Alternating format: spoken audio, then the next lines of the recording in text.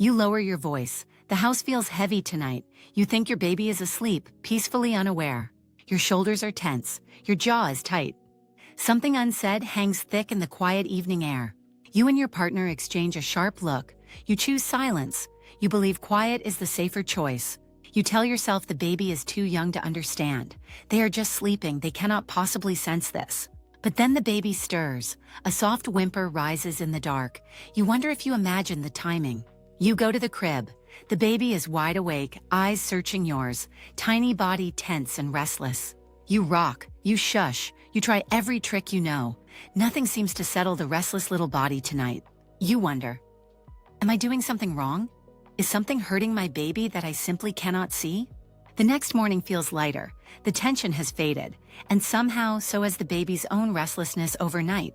You begin to notice a pattern. Stressful evenings seem to follow difficult nights, but you dismiss it as coincidence. Most parents do this. We assume our youngest children live in their own sealed, perfectly protected emotional world. We believe that because infants cannot speak, they cannot feel the weight of adult tension living around them. We are wrong, and the science proving it will change how you see every single moment with your baby. Your baby is not sealed off. They are wide open, the most sensitive emotional receiver you have ever met. What you feel, they feel. What you carry, they carry. And it begins long before their very first word. Research from Harvard University reveals that infants begin reading caregivers' emotional states within their very first weeks of life. Scientists call this process co-regulation, the biological dance between a caregiver's nervous system and an infant's developing one. An infant's brain cannot yet regulate its own stress response. It depends entirely on the caregiver's nearby nervous system. When you are calm, your baby's nervous system borrows that calm. When tense, they borrow that tension instead. This is not metaphor. This is measurable biology, documented through decades of rigorous neuroscience and developmental psychology research worldwide. The stress hormone cortisol plays a central role. When parents experience stress, their cortisol levels rise rapidly and significantly. Elevated maternal cortisol transmits to infants through breast milk, physical touch, and even close proximity to the stressed parent. Dr. Granger at the University of California measured cortisol levels in breast milk following documented stressful events for mothers. Infants who consumed this milk showed measurable cortisol spikes in their own bodies. Direct biochemical stress transmission confirmed scientifically. But cortisol is only one pathway. The infant brain reads the emotional environment through a far more sophisticated system. Scientists at Cambridge University discovered infants as young as 3 months are exquisitely sensitive to changes in caregiver vocal tone. Long before a baby understands words, the emotional content of a voice registers deep in their developing amygdala structure.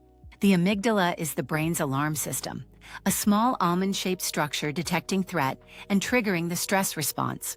In infants, the amygdala is one of the earliest brain structures to develop, making emotional threat detection a primary survival function.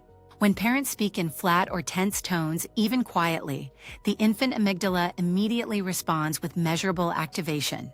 This activation triggers an amygdala hijack, a flood of stress signals overriding the infant's entire fragile sense of calm. Mirror neurons add another extraordinary layer. These specialized brain cells were first identified in studies of macaque monkeys. Mirror neurons fire when an animal acts, and also when it simply observes another performing that very same action. In humans, mirror neuron systems allow infants to emotionally mirror caregivers, neurologically feeling what the caregiver feels inside. Stanford researchers found that when a mother displayed anxiety, her infant's physiological stress markers rose within mere minutes. This transmission happens through microexpressions, subtle muscle tension, and the shifting rhythms of the caregiver's breathing patterns. Your baby reads tension in your shoulders. They detect the shallowness of your breath. They feel your racing pulse. A phenomenon called neural synchrony reveals this connection even more powerfully through advanced brain imaging technology and research. When a calm parent and infant interact face-to-face, their brainwaves begin to synchronize, literally oscillating in shared harmony. Princeton neuroscientist Yuri Hassan documented this neural coupling, showing caregiver and infant brains function almost as one unified system. When synchrony is disrupted by parental stress or emotional withdrawal, the infant brain shows immediate and measurable dysregulation. Harvard's Center on the Developing Child describes this chronic disruption as toxic stress, unrelenting activation of the stress response system.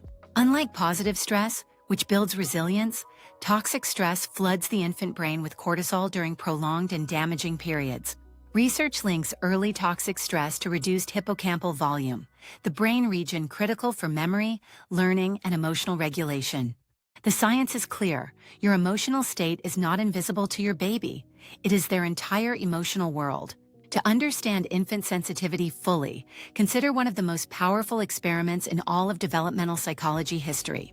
In 1975, Harvard psychologist Dr. Edward Tronick designed an experiment revealing the infant's emotional world with stunning and undeniable clarity. This experiment is known as the still face paradigm, and its results have shaped infant psychology for nearly 5 decades.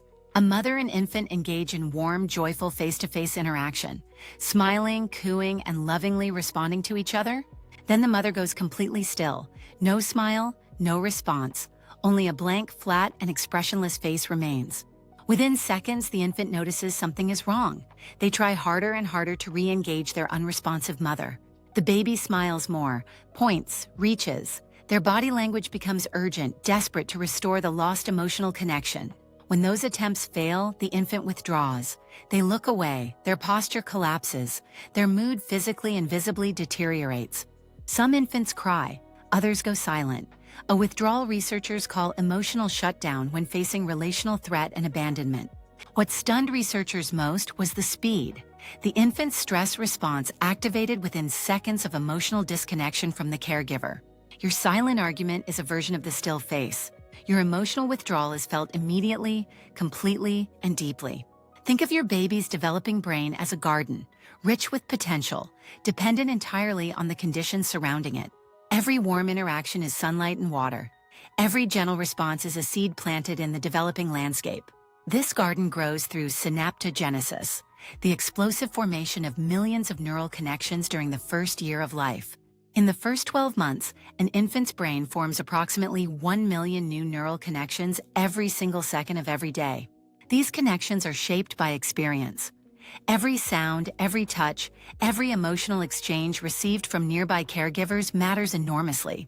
Growth alone is not enough. The brain employs synaptic pruning, a precise and powerful neurological landscape architecture process. Synaptic pruning removes unused connections, strengthening pathways that are used most frequently and consistently throughout the infant's daily experiences. The most used pathways become neural superhighways, fast, efficient, and deeply embedded circuits woven into the infant brain permanently. When stress is the repeated experience, the superhighway built becomes one of alarm, vigilance, and chronic emotional dysregulation instead. When calm, responsive care is repeated, the superhighway built becomes one of safety, deep trust, and lasting emotional resilience. A landmark University of Minnesota study followed children from infancy through adulthood across more than 3 full decades of research. Researchers found that caregiver responsiveness in the first year predicted emotional health outcomes well into adult life with accuracy. Infants with warm, responsive caregivers showed greater resilience, stronger relationships, and significantly better mental health as adults. Harvard research introduced the serve and return concept, the vital back-and-forth rhythm at the heart of responsive caregiving. When an infant babbles or reaches and a caregiver responds warmly, a new neural connection is immediately and physically formed. This serve and return cycle, repeated thousands of times daily, literally builds the architecture of the infant's entire developing social brain. It is not imperfect attunement, but chronically unrepaired stress that leaves the most lasting negative developmental impact on infants. Vocal tone is the most immediate emotional channel. Infants detect anger and sadness in a voice before any other cue. Even a hushed argument carries an emotional signature the infant brain decodes with remarkable accuracy and immediate physiological response. Now you understand the science, and perhaps it feels heavy, but listen to what that same science also tells you. You do not need to be perfect. You need to be present, aware, and willing to repair when things go wrong. Repair is more powerful than perfection. Reconnecting after a rupture actively and measurably builds genuine infant resilience over time. When you return to your baby after tension, soft voice, gentle touch, you teach them something deeply and lastingly profound. You teach them that disconnection is not permanent, that love returns, that safety is always restored. This builds lasting resilience. Begin with the 5-second pause, a brief moment before entering the room where your baby waits to receive you. In 5 seconds, take one slow breath, soften your jaw, drop your shoulders, return to your body before your baby. This small act of self-regulation changes the nervous system you bring into that room, and the one your baby receives. When tension rises between partners, agree on a signal, a word or look meaning, let us continue this conversation later. Protect your baby's emotional atmosphere not by suppressing your feelings, but by choosing when and where you process them. Talk to your baby in warm, slow, rich tones, even about ordinary things. The emotional warmth matters far more than content. Every time you return after stress, calmer, softer, present, you actively rewire your baby's neural pathways toward permanent safety. Your baby is not fragile. They are sensitive, and that sensitivity is their greatest strength, the foundation of human connection. Science does not ask you to be flawless. It asks you to be loving enough to keep coming back, again and again. Your presence, your repair, your love. These are the most powerful forces shaping the tiny mind growing before your eyes.